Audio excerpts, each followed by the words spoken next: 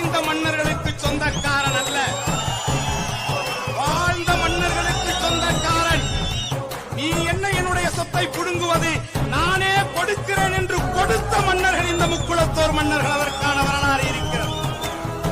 வெள்ளையர்களுக்கு உச்சவரம்பு சட்டத்தின் மூலமாக அவர்கள் அத்தனை மன்னர்களை உட்கொண்ட பொழுது இறுதியாக ஒரு வருடம் அந்த சொத்துக்களை திருப்பிக் கொடுக்காமல், அவருடைய சொத்துக்களை எடுக்காமல் வெள்ளையர்களே சிபாரிசு செய்த ஒரு சாம்ராஜ்யம் இதே தமிழ்நாட்டிலே இருந்திருக்கிறது. அதுதான் புதுக்கோட்டை தொண்டமான்.